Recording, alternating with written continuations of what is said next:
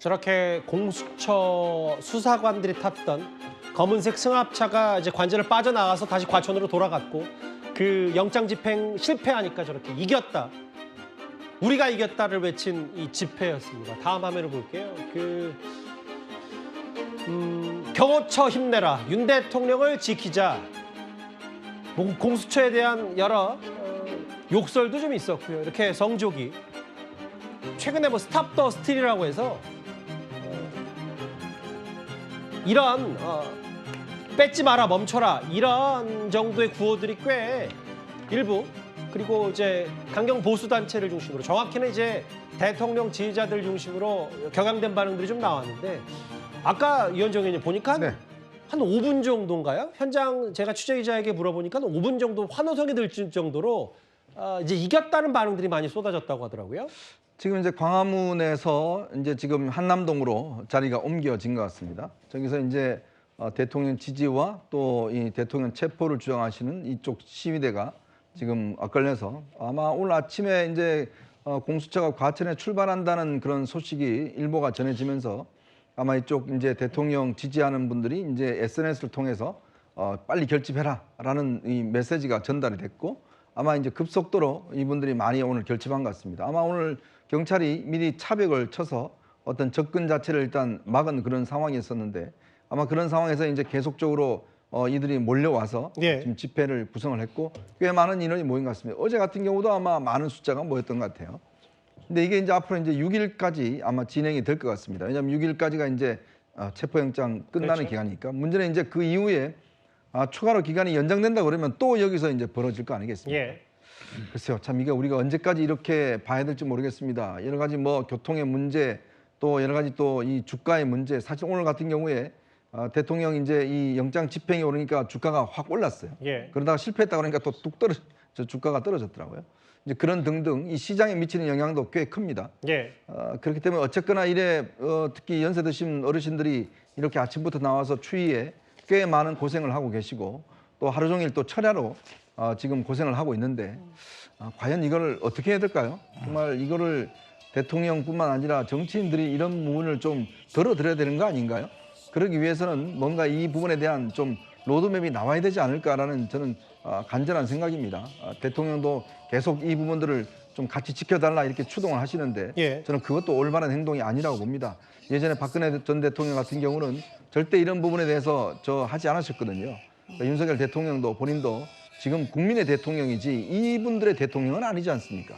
그렇다면 그런 본인의 위치 이런 것들을 좀 지켜줬으면 하는 그런 바람입니다. 비공식적으로는 한 1,200명 정도 모였다고 하고요. 오늘 이미 공수처가 이르면 오늘 오전에 대통령 체포 시도를 한다는 보도가 많이 나왔어서 아침부터, 정확히는 어젯밤부터 뭐 대기조도 짜고요. 저렇게 성조기를 들고 태극기를 들은 이른바 대통령 지지자들 집회가 꽤 인파가 저 관저 옆으로 많이 모였고, 아까 5분 정도 좀 환호성이 있다고 하는데, 이제 문제는 이런 거겠죠. 만약에 내일 다시 한번 2차 영장 집행이 있을 경우, 지금은 평일인데 또 주말이면 더 많은 인파가 모일 테고, 오늘이야 어제부터 경찰이 저 현장을 좀 정리해 놓은 때문에 오늘은 관저 정문을 들어갈 수 있다고 하더라도 주말에 또 많은 인파와 대통령 지지자들이 모였을 때,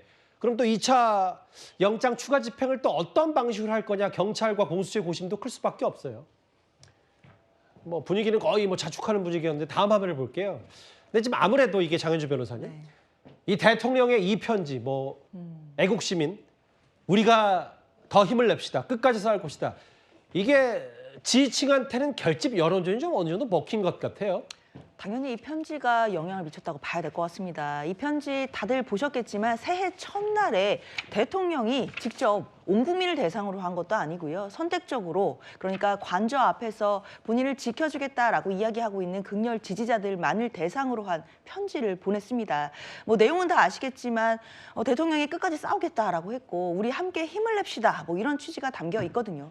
당연히 내용적으로 봤을 때는 본인을 지지하는 이런 극성 지지자들을 향해서 대해서 좀 결집을 하고 그리고 독려하는 차원의 내용이 분명히 들어가 있다라고 봐야겠습니다. 예. 따라서 사실 지금처럼 대한민국이 반으로 쪼개져서 진영 간에 그리고 국민들 간에 어떤 갈등과 반목들이 있는 상황인데 이런 경우에 대통령은 국민 모두의 대통령으로서 본인이 처한 어떤 상황과는 별도로 통합의 메시지를 내야 되는 것 아니냐 하는 비판들이 있거든요.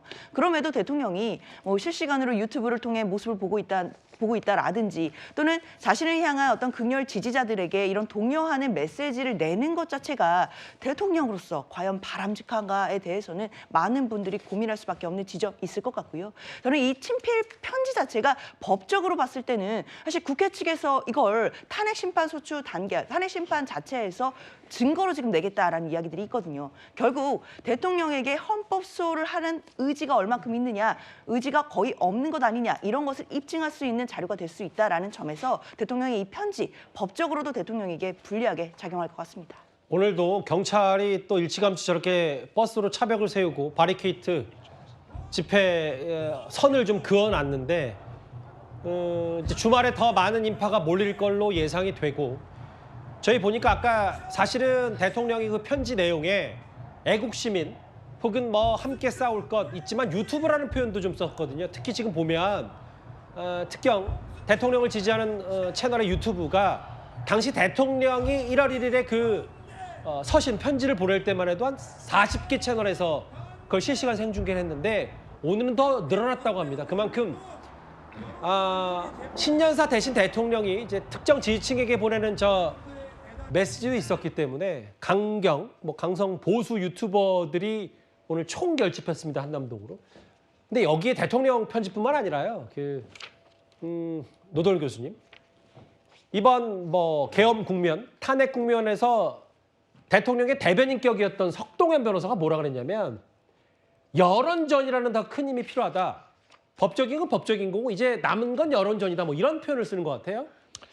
저분이 변호사인데도 저런 말을 한다는 건 조금 의아하고요. 아마 박근혜 대통령 탄핵 당시에도 저런 얘기가 있었죠. 여론이 워낙 그 박근혜 대통령이 부정적으로 움직였기 때문에 헌재가 만장일치로 탄핵을 했다. 예. 뭐 이런 얘기고 또 헌재 결정은 법리에 따른 결정도 있지만 물론 그러나 정치적 결정이다. 정치적으로 어떤 큰 여론을 형성하는 게 필요하다. 이런 얘기를 할 수도 있는 것 같습니다. 그런데 일부에서는 얘기하는 것처럼 그 박근혜 대통령 당시에도 상당수 소수 의견이 있었는데 여론을 의식해서 그걸 만장일치로 하자 다시 이렇게 의견을 모았다는 얘기도 있고요. 그런 부분도 분명히 없지는 않을 것 같습니다. 그런 가장 중요한 것은 법리거든요. 지금 상황에서 비상계엄이라고 하는 정말 뜬금없는 비상계엄을 법리적으로 문제가 없다. 이거 여론만 세면 이긴다. 그렇게 누가 얘기할 수 있겠습니까? 위헌 위법이라는 비상계엄이 위헌이고 위법이라는 그런 사실을 여론으로 부인할 수 있겠습니까? 그건 말이 안 되는 거죠. 기본적으로. 그걸 부인할 수 없고 또 저런 분들 앞에 서서 뭐 1,000명이든 2,000명이든 뭐 그만큼 모여서 소음을 크게 하면 목소리를 크게 하면 저 사이 섞여 있으면 뭐 우리가 이길 수 있다. 이거 목소리만 크게 하면 그런 느낌을 가질 수 있죠. 이른바 뭐 에코 체인버라는 거 아니겠습니까? 예. 저 속에 섞이면 저런 목소리만 크게 들리기 때문에 이런 여론전을 크게 벌리면 우리가 이길 수 있다. 착각할 수 있는데 저분들은 아무리 많이 모이더라도 뭐 10,000명, 20,000명 모이더라도 전체 국민에 대비하면 또 보수층을 포함한 중도층이라고 하는 것까지 함께 생각하면 많지 않은 숫자입니다. 그러니까 저분들끼리 모여서 저 안에서 뭐 큰 절 올리고 여론전을 펼쳐주십시오 얘기하더라도 전체 국민들이 어떻게 느끼느냐. 많은 사람들, 이른바 보수층이라고 하는 사람들도 아니 무슨 21세기 비상계엄이냐. 지금 아무리 뭐 부정선거 뭐 수사가 급하고 또 알겠습니다. 야당이 잘못하더라도 어떻게 비상계엄할 수 있냐. 이런 게 더 크다고 하는 그런 것들 좀 돌아봐야 한다 이렇게 생각합니다. 오늘 저 공수처가 돌아가자마자 저렇게 환호성을 질렀던 대통령 지지 집회 분위기뿐만 아니라 최근에 석동현 변호사도 직접 그 집회에 참석해서 목소리를 냈고 그런데 그 대통령 측과 혹은 대통령 지지자들 집회뿐만 아니라 일부 국민의힘의 현직 의원들도 그 장소를 찾았습니다. 윤상현, 김민전 두 의원의 목소리 차례로 들어보겠습니다. 여러분들께서 참 대통령을 지키고 또 대한민국을 지키는 이 모습에 무한 경의를 표합니다. 윤석열 대통령을 지켜야 하는 이유는 윤석열 대통령이 결국 대한민국 체제 그 자체이기 때문입니다. 저 윤상현은 누구보다 앞장서서 대한민국을 지키기 위해서 여러분들과 함께한다 이 말씀을 꼭 드리고 싶습니다. 여러분들 우리가 꼭 뭉쳐서 대한민국을 꼭 지켜냅시다. 화이팅! 그렇죠? 여러분이 이 싸움의 본질을 깨우쳐주고 계시는 것입니다. 그들은 바로 사법농단을 하고 있습니다. 법에도 없는 영장을 청구하겠다. 법에도 없는 대통령을 체포하겠다고 나서는 것입니다. 이재명에 대해서는 공당의 대표로서 공적 감시하에 있다라고 하면서 구속영장을 기각했으면서 왜 대통령은 공적 감시하에 있지 않다라고 하는 것인지 이것이야말로 사법 잣대라고 하는 게 엿장수 마음이다 라는 생각을 할 수밖에 없습니다. 윤상현 의원이야 뭐 오늘 관저까지 직접 드나들 정도로 중재 역할을 했다면 김민전 의원의 목소리도 계속 제법 커지고 있는데 박성미 서관님 특히 김민전 의원이 뭐라고 얘기했냐면 저 말 말고도 중국인들이 탄핵에 찬성해서 윤 대통령이 그들을 막아왔다고 생각한다. 많이 외로웠을 것이다. 이 말을 어떻게 들으셨어요? 잘 이해가 안 되는데요. 그러니까 저는 왜 지금 상황에서 중국을 언급하느냐. 그러니까 사실상 지금 뭐 대통령 탄핵으로 인해서 뭐 개헌부터 시작해서 탄핵까지 하면서 우리나라의 위상이 굉장히 많이 떨어져 가고 있고 우리나라를 굉장히 불안정하다라고 바라보는 세계 각국의 시선들이 있는데 이 상황에서 굳이 여당의 최고위원까지 나서가지고 전직 최고위원이죠. 여당의 의원까지 나서가지고 중국과의 외교 문제까지 빚을 셈인가 이런 생각이 드는데 근데 제가 이 김민전 의원이 왜 중국인을 언급했을까를 생각하면서 잠깐 떠올랐던 게 대통령이 했던 대국민 담화 중에 중국 간첩을 언급했던 게 있습니다. 그렇게 중국 간첩을 언급하면서 사실과는 다른 이야기들을 좀 대통령이 쏟아놓은 적이 있었는데 윤석열 대통령의 발언 때문에 중국 외교부 그 대변인이 나서서 불쾌감을 표시했던 일이 있었어요. 그렇게 하면서 오히려 한중 관계가 좀 풀려가는 과정 가운데 대통령의 말이 외교 관계를 망치고 있다. 이런 비판까지도 당시 대통령을 향해서 있었거든요. 근데 지금 보면 김민전 의원이 하는 이야기를 보면 똑같은 것 같습니다.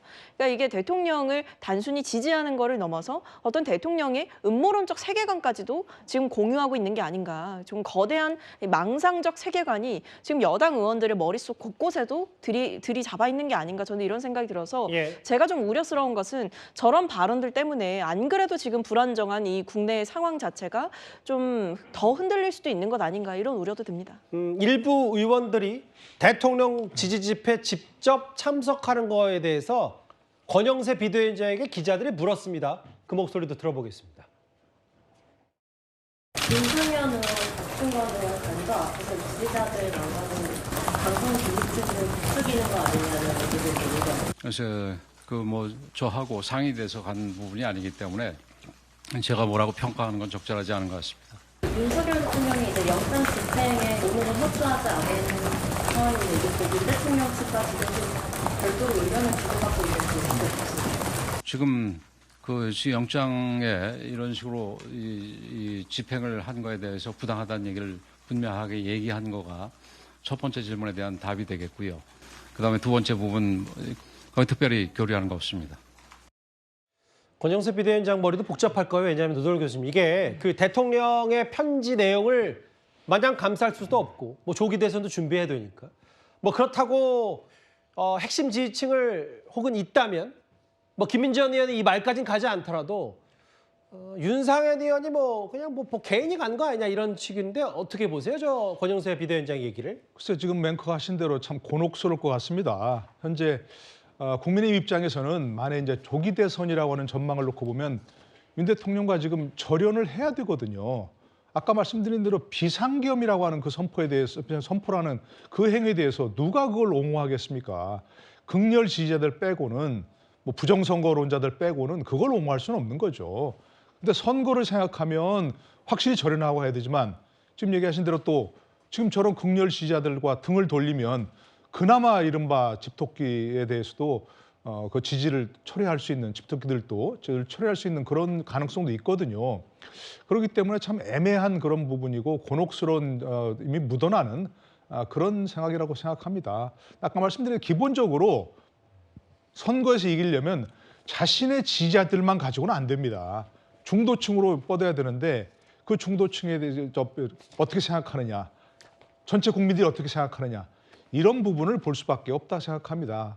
뭐 한동훈 전 대표가 늘 얘기한 것처럼 국민 눈높이, 국민 생각 이런 것들을 다시 한번 좀 생각해야 앞으로 선거에서도 좀 유리한 고지를 점할 수 있다고 생각합니다.